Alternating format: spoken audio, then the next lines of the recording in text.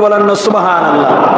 দেখা গেল কিছুদিন পরেই হযরতে হুসাইন রাদিয়াল্লাহু তাআলা আনহু জন্মগ্রহণ করলেন। ইমামে হুসাইনের জন্ম হলো। উম্মুল ফাদল বিনতে হারিস বলেন, আল্লাহর নবী যেভাবে বলেছেন ঠিক সেভাবেই আমি কিভাবে সেখানে উপস্থিত হয়ে গেলাম।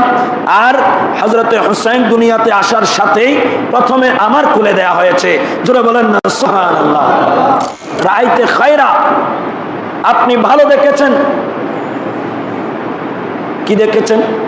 আপনি যে গোশতের টুকরা আমার শরীর থেকে কেটে আপনার কোলে দেয়া হচ্ছে, এটার অর্থ হলো তালিদু ফাতেমাতু, অচিরেই আমার ফাতেমা একটা সন্তানের মা হতে যাচ্ছে। জোরে বলেন না সুবহানাল্লাহ। আরেকটু জোরে বলেন।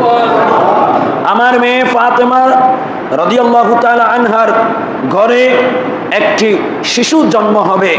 সেই শিশু সর্বপ্রথম আপনি চাচি উম্মুল ফাদল বিনতে হারিসের কোলে রাখা হবে। জোরে বলেন না সুবহানাল্লাহ।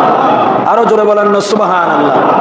দেখা গেল কিছুদিন পরেই হযরতে হুসাইন রাদিয়াল্লাহু তাআলা আনহু জন্মগ্রহণ করলেন। ইমামে হুসাইনের জন্ম হলো। উম্মুল ফাদল বিনতে হারিস বলেন, আল্লাহর নবী যেভাবে বলেছেন ঠিক সেভাবেই আমি কিভাবে সেখানে উপস্থিত হয়ে গেলাম। আর হযরতে হুসাইন দুনিয়াতে আসার সাথেই প্রথমে আমার কোলে দেয়া হয়েছে। জোরে বলেন না সুবহানাল্লাহ।